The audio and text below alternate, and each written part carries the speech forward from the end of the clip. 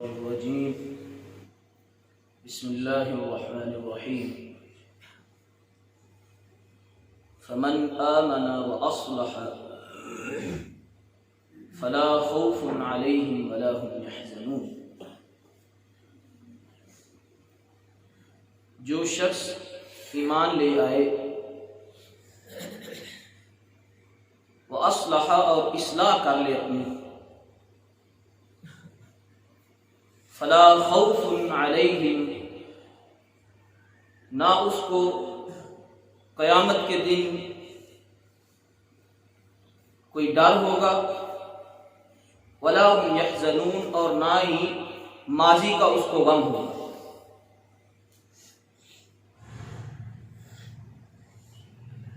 ایمان لانے کے بعد جو کام کرنا چاہیے وہ اپنے نفس کی اصلاح. دوسرے مقام پر فرمایا ربکم اعلم بما فی نفوسکم،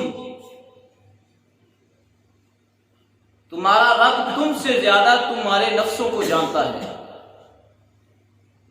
ان تکونوا صالحین، اگر تم اصلاح کرنے والے ہو اپنے آپ کی، فَإِنَّهُ كَانَ لِلْأَوَّابِينَ غَفُورًا، تو یقیناً تمہارا پروردگار جو ہے وہ تمہاری طرف رجوع کرے گا اور تمہیں بخشے گا، تمہاری توبہ کو قبول کرے گا.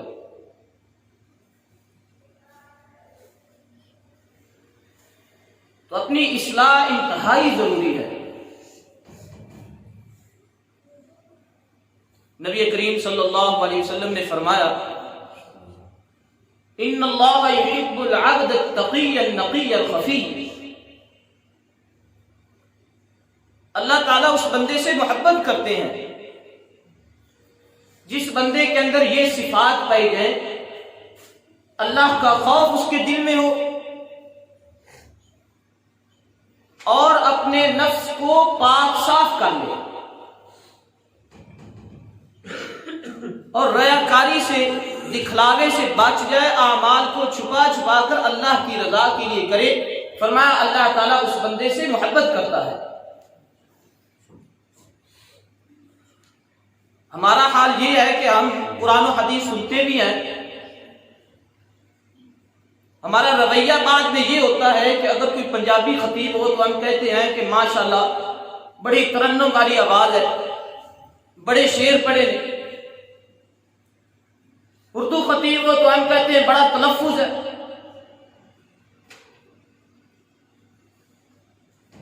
تو میرے بھائیوں، ہمارا یہ رویہ کیوں نہیں ہوتا کہ قاری صاحب نے ہمیں غیبت سے کرنے سے روکا ہے تو ہم غیبت سے رکیں،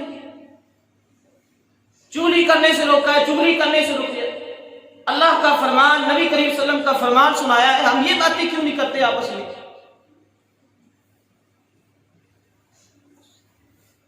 صحابہ اکرام رضوان اللہ علیہم اجمعین فرماتے ہیں کہ ہم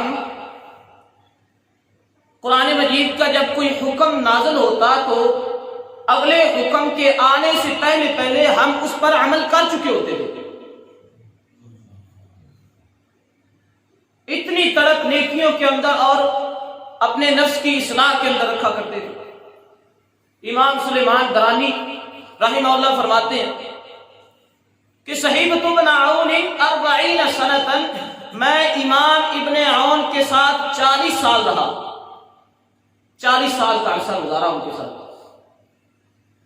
اور فرماتے 40 سال کے عرصے میں نے ایک دفعہ بھی ان کو گناہ کرتے نہیں دیکھا.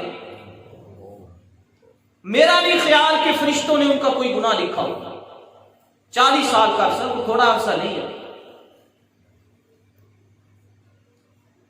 میرے بھائیوں، اس طرح اپنے نفس کی اصلاح کرنی چاہیے. حضرت عبداللہ بن مسعود رضی اللہ تعالیٰ عنہ اتنا نیکیوں کے اندر بڑھ جایا کرتے تھے کہ غیر رمضان میں آپ ایک جمعہ سے لے کر دوسرے جمعہ تک مکمل قرآن پڑھتے تھے، اور جب رمضان کا مہینہ آتا تو آپ 3 دنوں میں قرآن مجید مکمل کرتے تھے.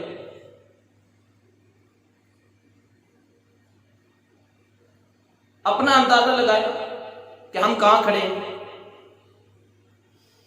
نبی کریم صلی اللہ علیہ وسلم نے فرمایا جب رمضان شروع ہو جاتا ہے تو اللہ تعالیٰ کے فرشتے آواز لگاتے ہیں یا باغی الخیر اقبل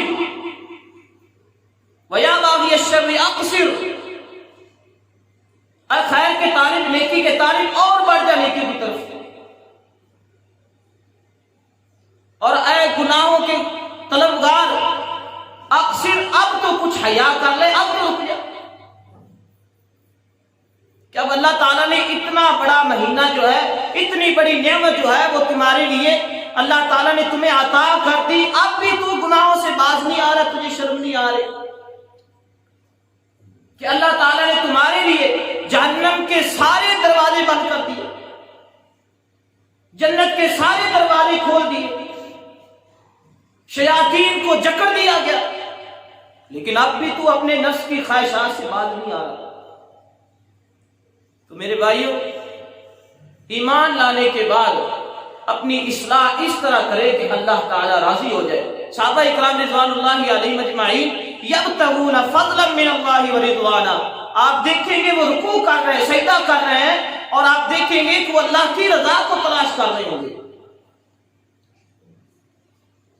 تب انہوں نے یہ مقام اور مرتبے پائے۔ حضرت عبداللہ بن عباس رضی اللہ تعالیٰ عنہ، امام ذہبی رحمہ اللہ ان کا واقعہ نقل کرتے ہیں، فرماتے ہیں اس واقعے میں میرے ساتھ حضرت عبداللہ بن عباس کے اور بھی بہت زیادہ شاگرد تھے، وہ بھی اس واقعے کی گواہ ہیں۔ فرماتے ہیں جب حضرت عبداللہ بن عباس رضی اللہ تعالیٰ عنہ فوت ہوئے تو ہم نے ان کی چارپائی کو رکھا، ابھی قبر جو ہے وہ تیار ہو رہی تھی، تو فرماتے ہیں آسمان سے ایک پرندہ، نورانی پرندہ آیا، بڑا ہی خوبصورت، اس سے پہلے ہم نے ایسا پرندہ دیکھا نہیں۔ فرماتے ہیں نورانی پرندہ آیا اور حضرت عبداللہ بن عباس رضی اللہ تعالیٰ عنہ کے سینے میں داخل ہو گیا۔ ہم نے بڑی دیر انتظار کیا لیکن وہ پرندہ نہیں نکلا۔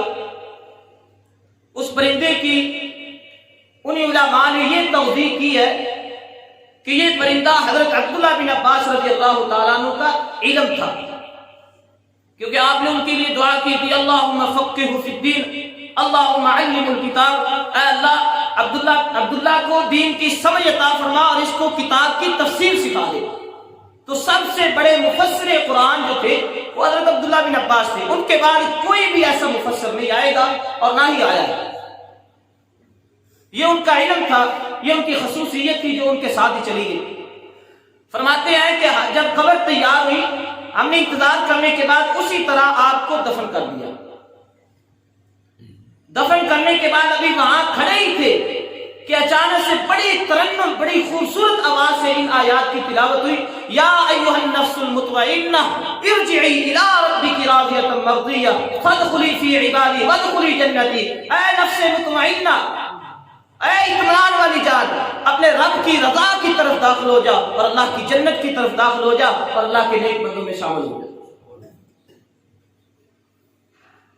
اس طرح اپنے نفس کی اصلاح کرے، نیکیوں کے اندر اس طرح شوق اور محبت پیدا کرے اور اللہ کو راضی کرے۔ وَرِضْوَانٌ مِّنَ اللَّهِ اکبر، سب سے بڑی چیز جو ہے وہ اللہ تعالیٰ کی رضا ہے، سب سے بڑی چیز۔